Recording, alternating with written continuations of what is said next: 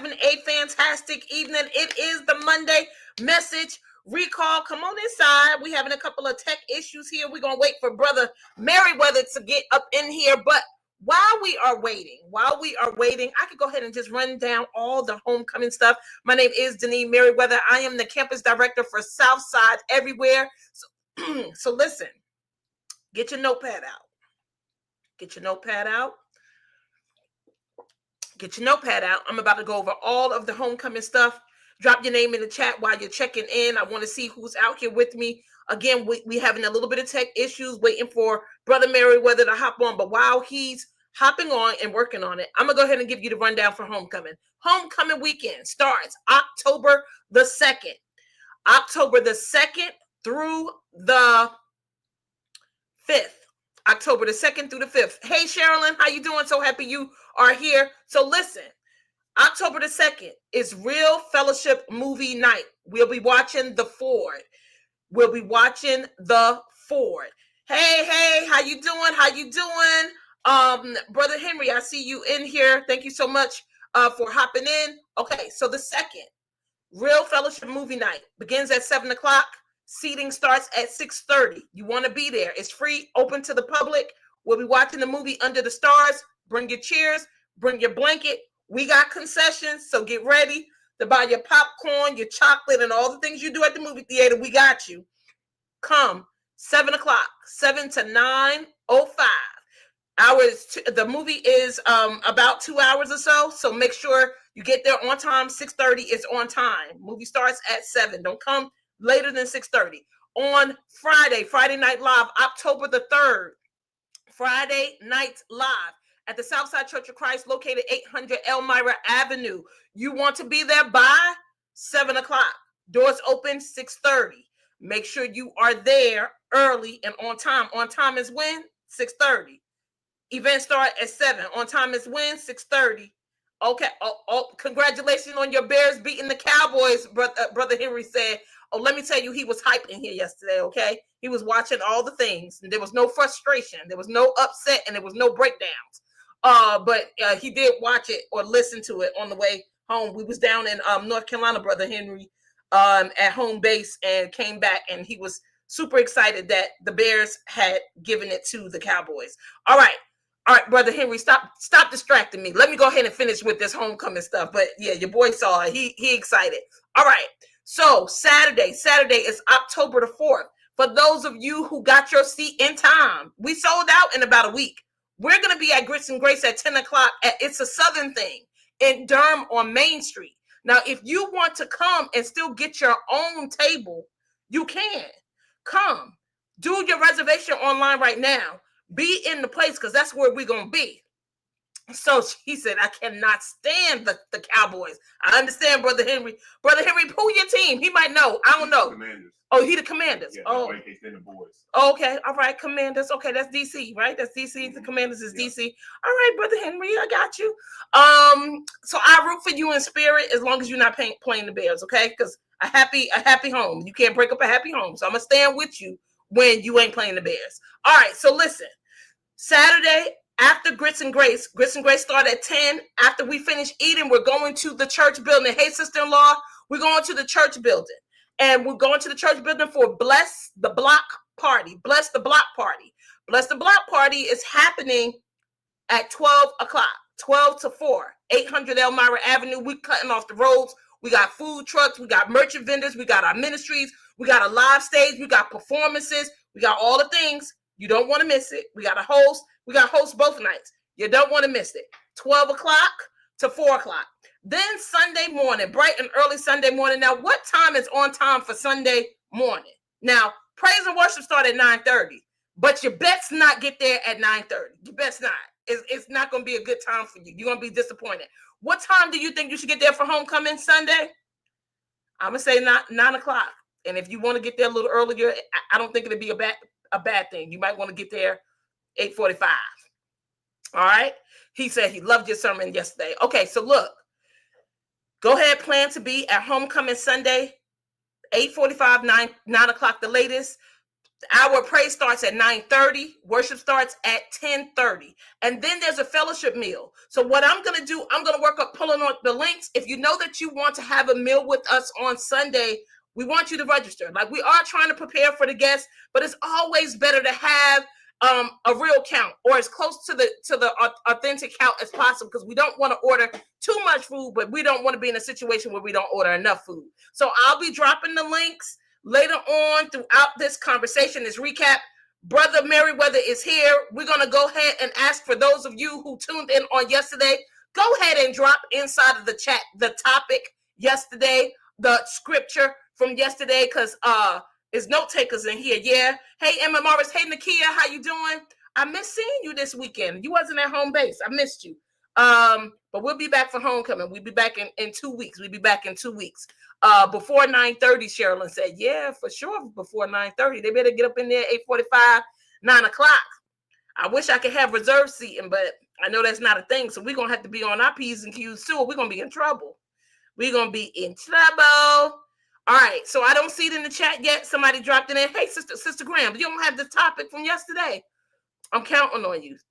Go ahead and put that inside the chat. John, do you have your scripture ready? You ready to go? Yeah. Hey, everyone. John Merriweather here. Can't hear you. Minister. There we go. Hey, everyone. John Merriweather, the online minister for the Southside Everywhere campus. Y'all know what the rules of the game are. It is the MMR. It is time to recap the sermon that was delivered yesterday at the Southside Church of Christ, 800 Elmira Avenue, Durham, North Carolina. And you know, you can get there either online or on the premises. We'd love to see you either way, and hope that you were able to join us. So you know the rules of the game. Y'all been here, some of y'all are close, but just in case you're new, you got to go ahead and get your names up in here. You got to get your mom and them, your father and them, your cousin them, your auntie them, your uncle them, your mans and them, your girls and them. All the names have to be up in here, because it is time to go ahead and recap the sermon that was delivered on yesterday. And yesterday, Brother Thomas was out of the city, out of town. And so, you know, he gave me the opportunity to go ahead and share a word with you on yesterday. So we hope, trust, and pray that you were blessed by the sermon, and hope that you got something from it. So yesterday, I came from Deuteronomy. The chapter is 4, verses 1 through verse 10. All right. I see Sister Graham dropped it up in there. Dropped it up in there. And so we're going to go ahead and read that on this evening. The voice is still a little bit raspy, because y'all know Chester had us up on cloud 9 on yesterday, and we was up there having a good time in the Lord. So Deuteronomy chapter 4, start at verse 1. Reading from the New King James Version, where it says, "Now, O Israel, listen to the statutes and the judgments which I teach you to observe, that ye may live, and go in and possess the land which the Lord God of your fathers is giving you. You shall not add to the word which I command you, nor take from it, that you may keep the commandments of the Lord your God, which I command you. Your eyes have seen what the Lord did at Baal Peor, for the Lord your God has destroyed from among you all the men who followed Baal of Peor. But you who held fast to the Lord your God are alive today, every one of you. Surely I have taught you the statutes and the judgments, just as the Lord my God commanded me, that you should act according to them in the land which you go to possess. Therefore, be careful to observe them, for this is your wisdom and your understanding in the sight of the peoples who will hear all these statutes and say, surely this great nation is a wise and understanding people. For what great nation is there that God so near to it as the Lord our God is to us, for whatever reason we may call upon him? And what great nation is there that such statutes and righteous judgments are as all in this law which I set before you this day? Only take heed to yourselves and diligently keep yourself, lest you forget the things your eyes have seen, and lest they depart from your heart all the days of your life, and teach them to your children and your grandchildren, especially concerning the day you stood before the Lord your God in Horeb, when the Lord said to me, gather the people to me, and I will let them hear my words, that they may learn to fear me all the days they live on the earth, and that they may reach or teach their children. All right, y'all. There it is. That's the scripture. Y'all got it. All right. So the conversation on yesterday was reset for conquest. Reset for conquest. All right. So listen, John, you gave a lot of foundation, history, a lot of information and beginning to set us up to be able to receive the message. So wherever you start is good. I'm going to jump in where I fit in, tell you some of my nuggets that I got, some things that made me super excited and had me to lean in. But where do you want to start with your recap today? Yeah, I know that we are a New Testament church, and rightfully so.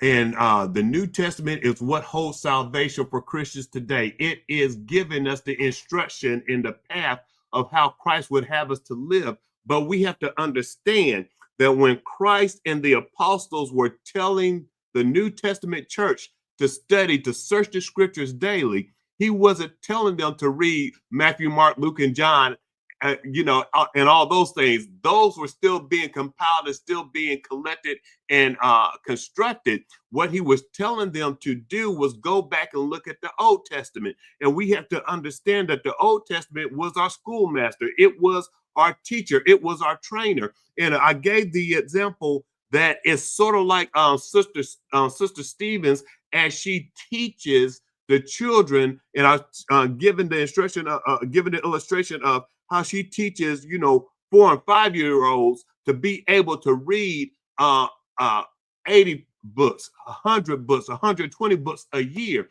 And she doesn't start them out reading the complete books, but what she does is she teaches them about the letters. She teaches them about the consonants and the vowels and the sounds that they make, and then shows them how certain vowel groups together or certain consonants together make a certain sound. And then from there, she teaches them how to put those together and make words, and from words, being able to construct sentences, and from the sentences, how to put together paragraphs and read paragraphs. And then from there, they are able to read and comprehend books. And so what I was saying is that the Old Testament teaches us how to put together our theology to understand why it was important for Christ to come, and the significance of what Christ taught us. And so we go back to the Old Testament to understand and have a firm foundation for our New Testament belief. So if we cannot understand the history and cannot understand the foundation, then our theology will be built incorrectly and can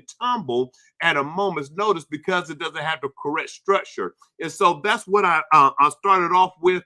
And then I gave the illustration of how when I was racking and stacking servers back in the data center, how companies would make these elaborate plans, and they would buy these multi-million-dollar contracts and all of this multi-million-dollar equipment and implement it. And sometimes after a few months of implementation, they would have to come back and redesign it. And some of it wasn't planned, but some of it was because they had already forecasted that their company or their product was going to grow by a certain point, and to be able to operate and be able to sustain that growth and enter into a new market share or new customer base, or to be a competitor and have a competitive advantage, they would go ahead and implement this change, this redesign, this reset of the environment. And what that would cause us to do is have to either upgrade their servers by adding more hard drives or more memories, or more memory, should I say, or more CPUs, or even upgrade the operating system. And what they would do is oftentimes they would pull it back into what they call the pre-production environment, where you could do all these things, but eventually it would have to be launched into production. And to be launched into production means that you couldn't do it Monday through Friday because they didn't want to mess up their money. See, you can't bring the environment down and mess up the money that they're already making. No, it had to be done off hours. And oftentimes that would be 12 o'clock on a Sunday morning or at midnight, going into Sunday morning, and it would be a small window of 3 to 6 hours to get everything done. And if everything went well, if the planning worked well and the solution was good and we implemented it right, they would give us the thumbs up and everything was good and it could run and remain in production. But if it went left, then we would have to go back, undo the work that we done and return it to the original state so that it could continue to run and wait for the next window of opportunity to make that transition. And so that's how I started it off as a prelude to the conversation that we was going to have about Deuteronomy chapter 4. So let me tell you right there, I don't know if this happened in this part because I don't remember, but I think one of the most powerful takeaways that I got from that introduction and you setting us up in reference to doing work in the data center was that it was a window. There was a window in which you had to perform whatever it was that you needed to perform. And if it didn't take place during the window, you had to abort mission. Put it in the chat. Sometimes we have to abort mission. But I think what was most powerful was that understanding that just like in that data center, God does have a window of opportunity for us to say yes to what it is that he has called us to be able to mature or respond in a certain way. Again, he is a father of a second chance and another chance and another chance and another chance, but they do come times where there's not an opportunity for another chance. Whether you have timed out, the window has closed, right? For some of us, you know, we know that after we reach a certain age, certain windows do close out. It doesn't necessarily mean that he can't make it happen some other way. He is able to do exceedingly abundantly above all that we can ask or think, but just in natural human form, opportunities and certain situations, windows do close. So when you have that opportunity or that window that God has given you to say yes to what it is he has called you to, the call, the I beseech you is to not allow the window to close on you before you say yes or make a move or take the action or make the call or build the confidence or jump or leap or exercise your faith or plant the seed, whatever it is. That's right. It's a window. It's a season. Whatever it is, Sister Graham, that God is asking you or us to do, you want to make sure you use that window wisely, take the actions in time before the windows close. And it doesn't mean that you're not going to be afraid or you're not going to be uncertain and you're not going to have all the pieces, right? Because here's the thing, if you had all the pieces, then why would you give God the glory for something that you could do by yourself?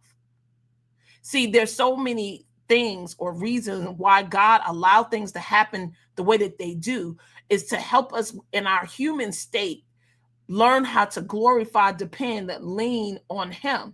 And that window of opportunity is to be used wisely. Do not take it for granted. Don't keep thinking the ship going to circle back. What you kept saying, running the block. We're going to run the block, run it back. We're going to run the block. Don't keep acting as if God is going to give you time to run it back or to run the block.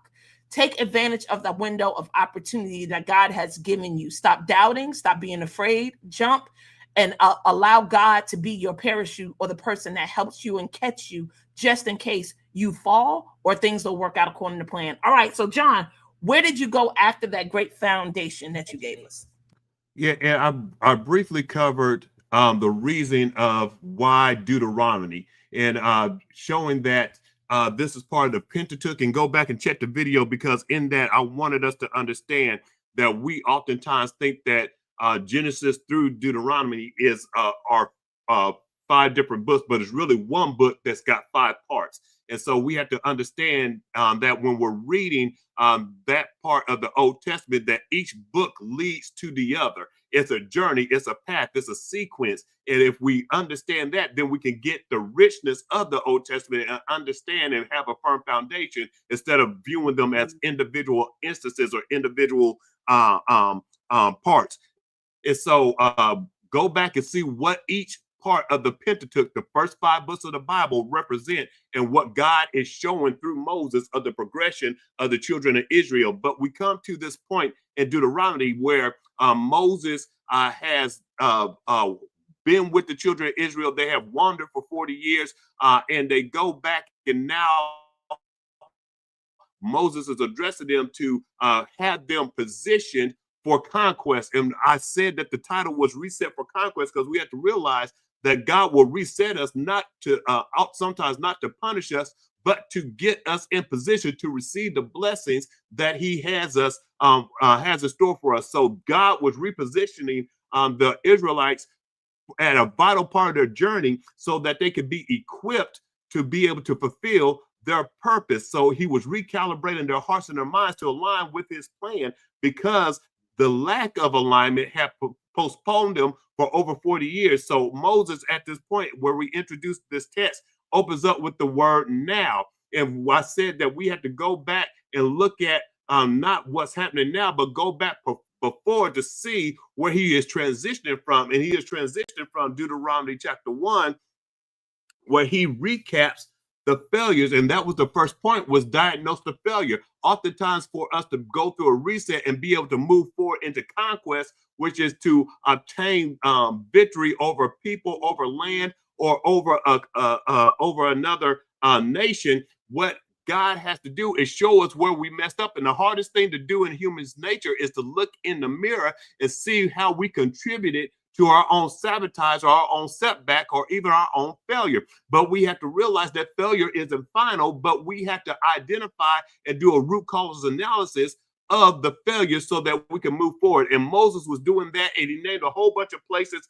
Go back to that, but every place that Moses named was associated with the failure or the disobedience, which caused them and led them to wander 40 years in the wilderness. And we brought up the point that sometimes we can see our mistake and we want to make restitution real quick, and we want to get back out there and we want to show God that we get it, that we understand it. But we have to understand that God has a window, and they missed the window. And if we go ahead and they try to say, God, now we believe, and they try to go into the promised land and attack, and they caught that L. They caught an L. Why? Because they did not listen. And because they did not listen, they lost the window of opportunity. And so what Moses was doing was recapping all that and showing that how their disobedience cost them that window of opportunity. But now is the time where God is opening up that window, and He wanted them to make sure that they did not repeat the mistakes of the past and hinder their future and miss out on the timing of God right now. I think also what you said here was sometimes one of the hardest things is for us to do the introspection, to look at ourselves, to see that we have made a mistake, and how do we take ownership of that? What is it that we've learned? It's very easy to be able to point the finger at someone else when they have misstepped or fallen or come short to something that they committed themselves to, or didn't honor their word fully, didn't keep their word fully. And we tend to not have that grace, that mercy, that understanding, when in actuality we know good and well how hard it is to be able to admit your wrongdoings, or where you may have fallen off the wagon or not do what God has called you to do. So I think it encouraged me when you said that, number one, to be okay with looking back, to be okay with accepting that I do fail, I do make mistakes, because the only way for me to be able to move forward and to grow is to understand where I am and how I got where I am.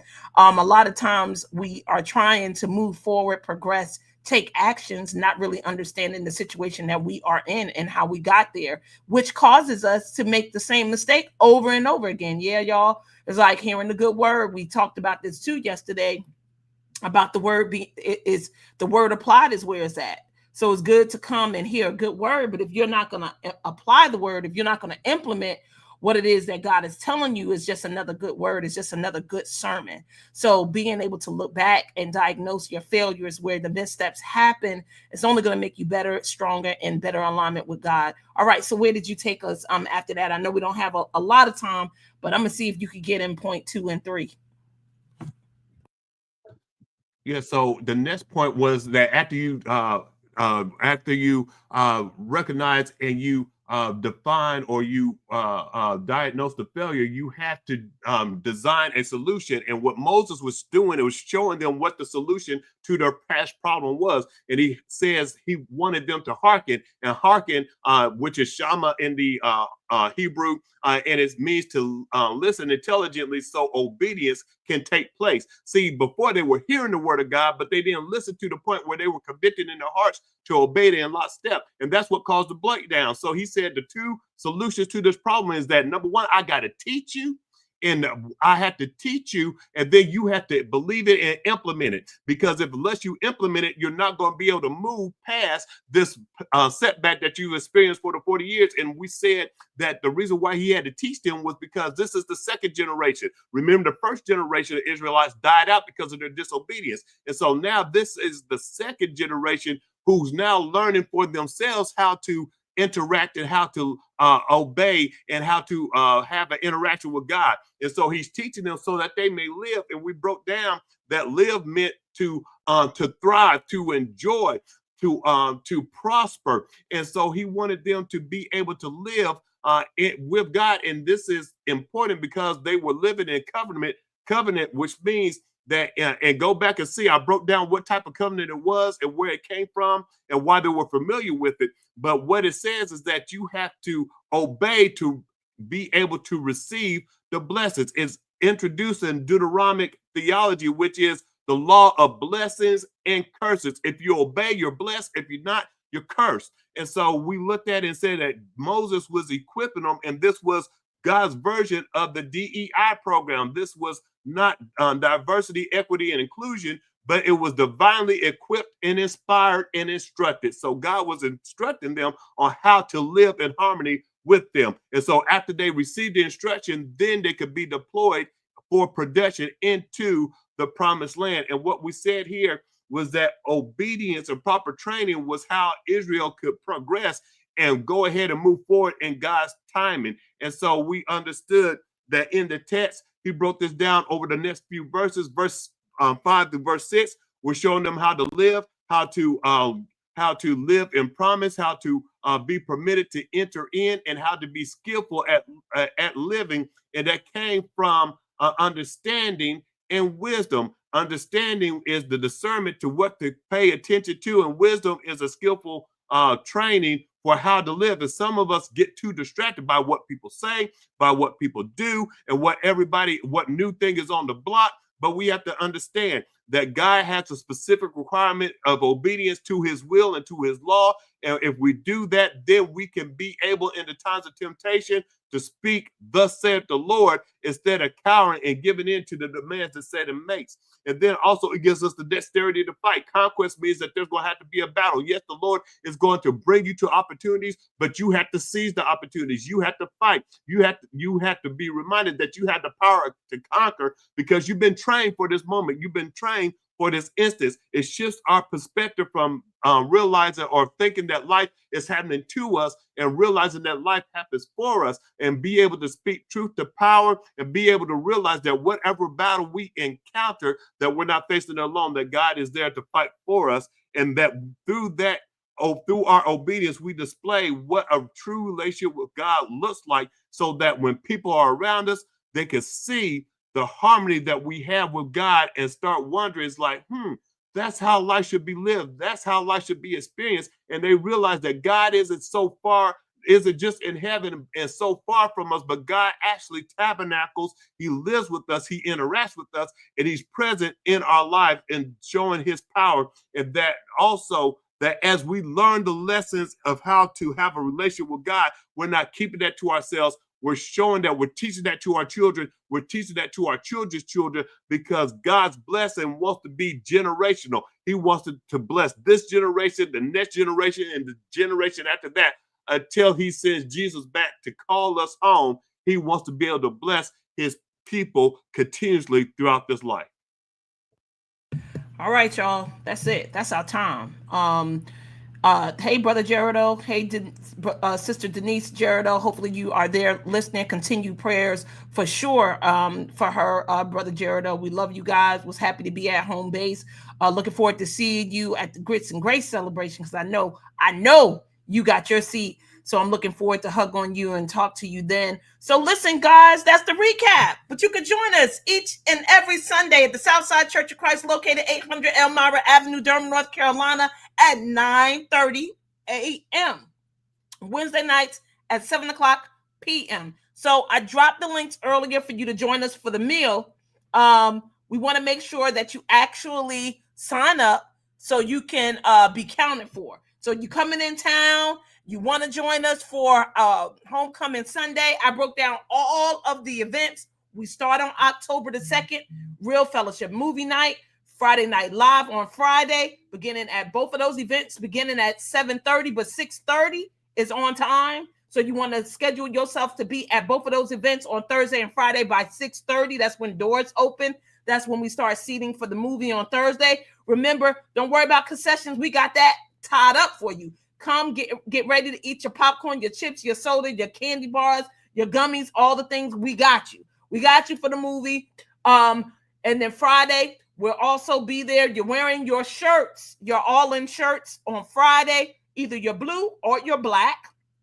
Saturday, it's Grits and Grace. For those of you who caught your seat, 10 o'clock a.m. at It's a Southern Thing on Main Street in Durham. Make sure you get there. If you are not a part of our reservation, our group, you can still get a table. Y'all huddle up, talk inside the group, see who want to go still and need to huddle up with some people and get a table. Y'all get a table and be up in the place. Then after we leave Grits and Grace, we're coming straight to Bless the Block Party, located again at 800 Elmira Avenue. Kicks off at 12 o'clock from 12 to 4. So make sure you are there. Volunteers are going to be ready to help you enjoy and have a great time. We got food, family, fun, fellowship, entertainment, all the things will be there happening from 12 to 4. And then worship on Sunday morning. Remember, it's the hour of praise starting at 9:30. But if you get there at 9:30, you're going to be in the overflow. I want you to plan to be there by 8:45, 9 o'clock the latest. Did y'all hear me? Y'all heard what I said? Put it inside the chat. Because I don't want y'all to say I didn't tell y'all that y'all need to be there by 8:45, 9 o'clock the latest. Our praise starts at 9:30. Worship starts at 10:30. And immediately following worship at 10:30, we'll have the homecoming luncheon that I want you to register for. I'm going to drop the link one more good time before we leave to make sure you have what you need and that you are accounted for to be in that place of fellowship with us and to eat. There's no cost to this meal, but we do want you to be registered. All right. So look, always looking forward to serving you. We will see you guys next week here for the Monday Message and Reach call. Have an amazing night. It's time to eat. Bye.